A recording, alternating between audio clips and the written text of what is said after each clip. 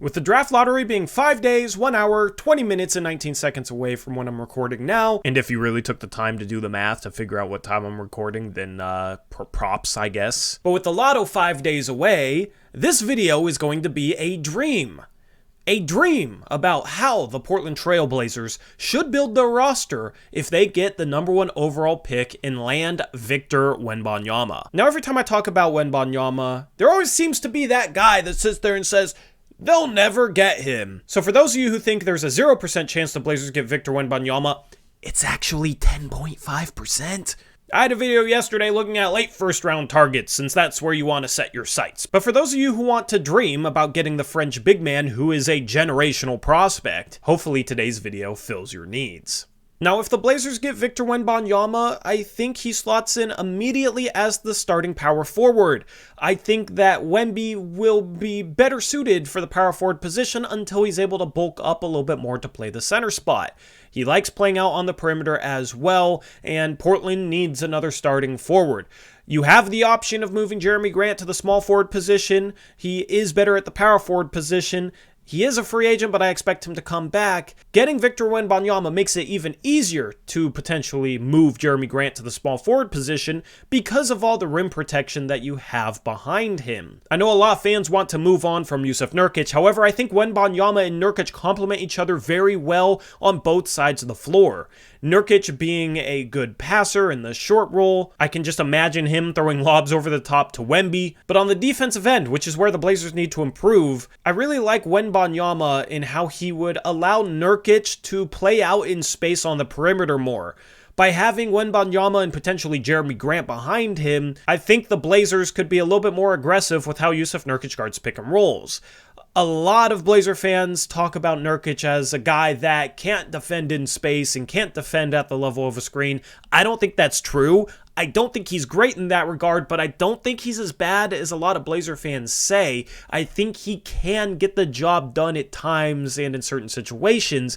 But if you had Victor Wembanyama and Jeremy Grant behind him, in those situations where he does get beat, you do have enough of a backline defense, probably the greatest rim-protecting duo of forwards in the league, to help make up for those mistakes. But Nurkic is very sound positionally. He does a good job walling guys off in the paint, and that would be a nice compliment for Wembanyama, who I could see blocking some shots as the secondary help defender after Jusuf Nurkic walls a guy off and doesn't let him get all the way to the rim. I think Nurkic is good positionally on the defensive side of the ball, and when you got a guy who can fly around the court like Wembanyama can, with the length that he has and the shot blocking instincts, that's really all you need at the center spot.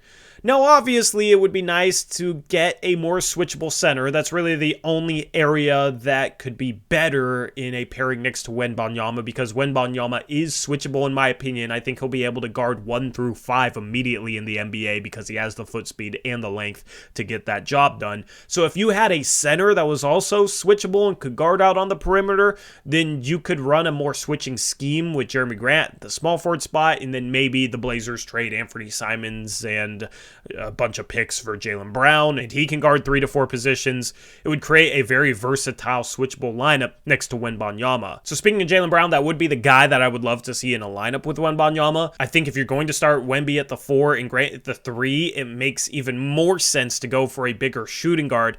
Not because the undersized backcourt with Damian Lillard and Anthony Simons can't coexist like a lot of people say they can't, but more so because it would help push the Blazers towards a specific identity of switchability with size. A lot of lineups in the league that are switchable are smaller lineups. You look at the Golden State Warriors, for example, they've run out switchable lineups where Draymond Green plays the 5. In the past, those lineups have had Kevin Durant, Andre Iguodala, Klay Thompson, Steph Curry, Andrew Wiggins. And other than Curry, all those guys can guard multiple positions, and then they would switch, and that lineup was small and it could get out and run. A big lineup with a guy who's 7'5", a small forward who's 6'9", and a shooting guard that's 6'6", and all 3 guys have solid to insane wingspans. I mean, Wemby's wingspan is 8 feet. Then the Blazers would have an identity of size and switchability, and that would be hard for a lot of teams in the league to deal with. But with Wemby on the team, you have 3 set-in-stone starters, in my opinion.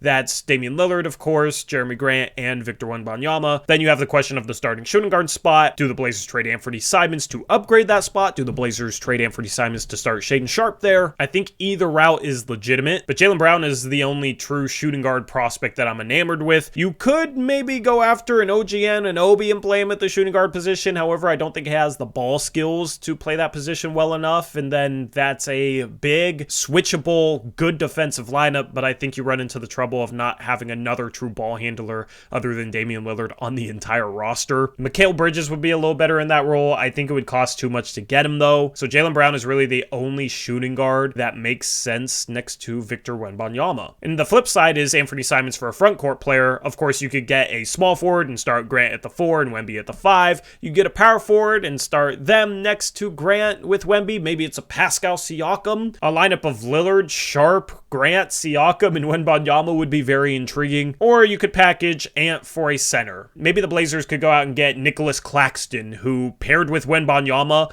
would maybe form the best defensive big man pairing in the entire league. Like, that big man pairing could be better than Evan Mobley and Jarrett Allen in Cleveland. Claxton, in my opinion, was one of the top 5 defenders in the league this past season. He didn't make an all-defensive team. I thought he got robbed, but also there's positions on those, and that makes it harder for big men to make all defensive teams when they actually deserve it, because big men normally have the greatest impact on defense. But Claxton and Wemby would be a phenomenal pairing. In an Ant for Claxton trade, maybe you get back Dorian Finney-Smith in the 21st pick from the Nets, although I think that extra first-round pick might be a little bit too much value. Also, it is hard to say how much the Nets value Claxton, but Dame, Sharpe, Grant, Wemby, and Claxton would be a fun lineup, have a lot of upside, should be good defensively, and then if you had a Finney-Smith off the bench, then that would go a long way towards rebuilding that unit, which struggled last year. Anyway, there are other combinations of guys that you could bring into a roster with Victor Wembanyama on it. However, what I've laid out in this video, I think, is the best course of action. Let me know what you think in the comments section below, though. I'm really interested to hear your thoughts and how you would want to build a team around Damian Lillard and Victor Wembanyama. Anyway, that's a wrap for this video. We will have a prospect watch video coming up in the next couple of days looking at second round picks, so hopefully you're looking forward to that. And we have a stream later tonight on Blazers Uprise Live at 9:30 p.m., so hopefully we can catch you there as well. With that being said, that's a wrap. I'll catch you next time. Until then, as always, peace out. Go Blazers.